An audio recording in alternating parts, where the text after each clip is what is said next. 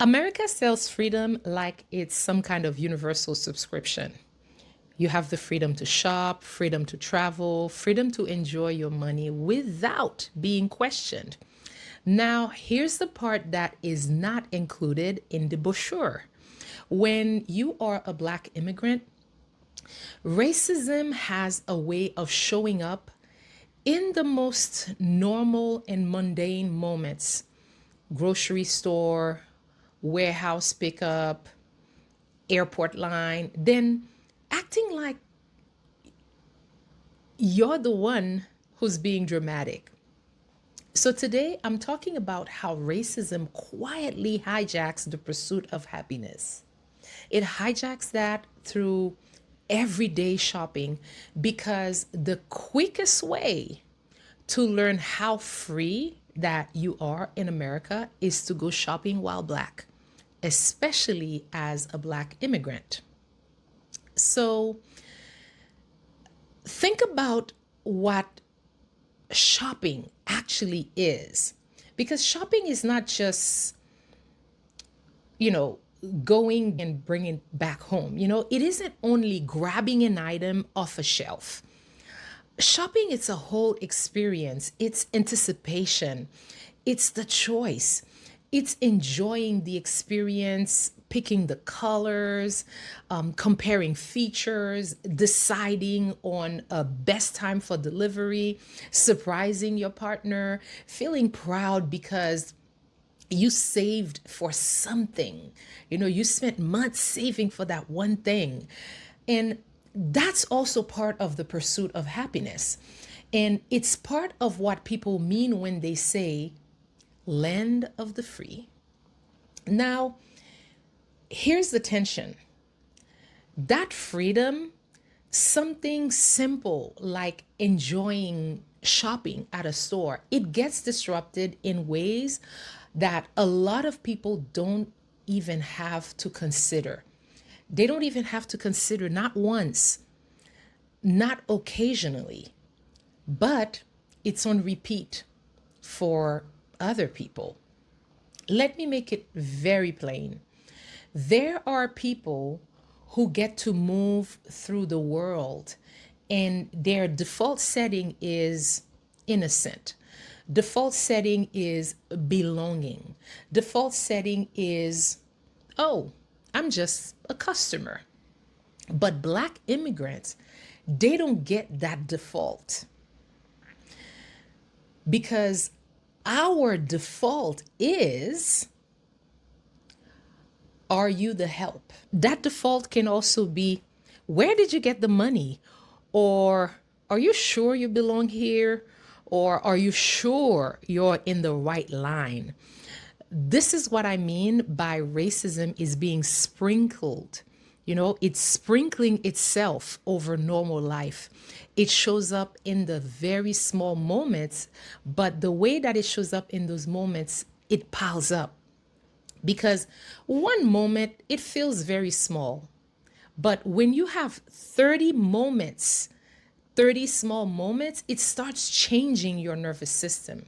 Now, before anybody tries to twist what I'm saying, I've talked about racism from a Black immigrant perspective before. And sometimes people jump in my comments and they say, welcome to America. That's how it's always been for Black Americans. I am very aware of that. And this video is not a competition about oppression. This is not me diminishing Black American experiences. Absolutely not. This is me speaking to two groups of people. One group are other immigrants because new immigrants arrive every day, and many come from places where they have never had to think about racism in this way, in the way that we experience it here. So when you grow up, especially in a country where most people look like you, racism is not the daily lens. Now, you might experience classism, colorism. That's a different conversation, but you're not experiencing this specific type of racialized treatment. And the second group of people that I'm talking to, they are real allies who genuinely do not experience this stuff because they've never had to. Also, most of what I've learned about navigating racism in America, I learned from African Americans, period. That education, it saved me a whole lot of pain, a whole lot of it. Now, let's get into the real life examples because I think that's very important. I've lived in America for 29 years, and there is not a month, listen to me, not a month that goes by where I don't get hit with this one.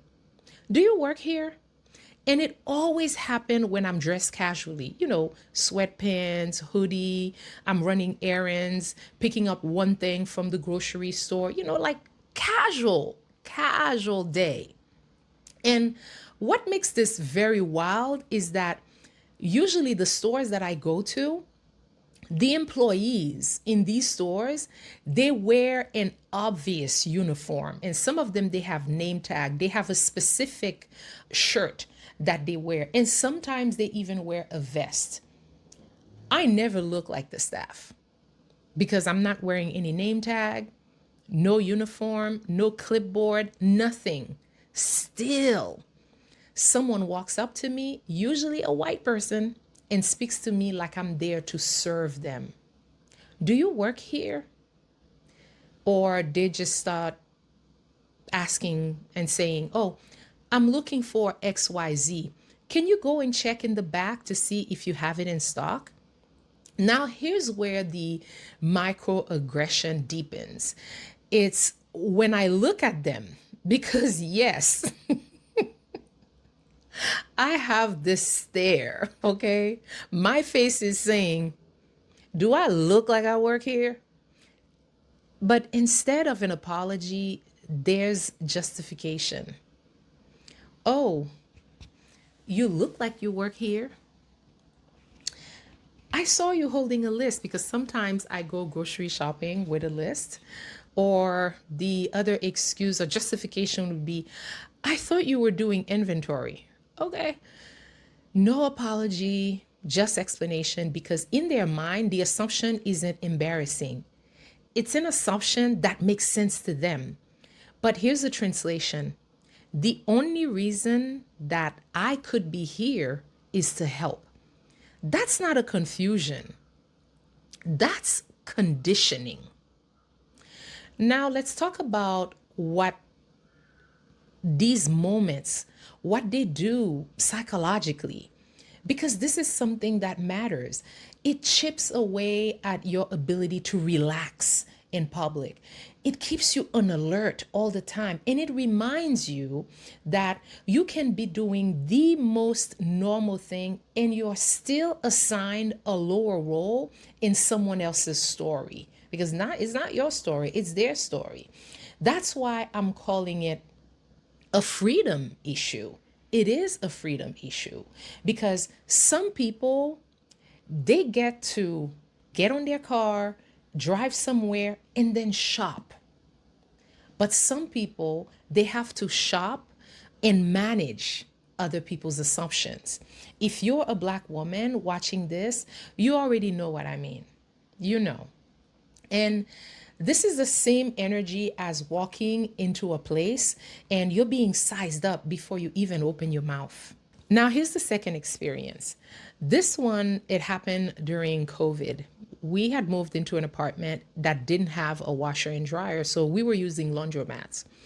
And when COVID started unfolding, my partner, who's a nerd, who watches documentary about the weirdest thing you could think of, he was paying attention and watching everything about COVID closely, and he was taking it seriously from day one. So we decided that we needed a washer and dryer inside our unit because we're not going to be standing in laundromats around strangers while a pandemic is spreading. So we researched the exact brand that we wanted, and it was a very specific brand that wasn't widely, actually that brand is not widely available. And delivery timelines, they were crazy around that time. And we were told that we had to wait months. So we said, no, we're not going to wait months. We asked if we could transport it ourselves. So they said, yeah. So we rented a van and we drove out several miles to the location. And we went inside and ready to pay and pick up a washer and dryer and then go home. But what we also did, we chose cash to pay because we were thinking we are going to eliminate any friction. We're going to get in, get out, minimize contact, and keep it moving. So we get there and we're ready to pay. The employee who was helping us, he asked, how are you paying? And then we say cash. That man tells us before he can accept our cash that he needs an ID.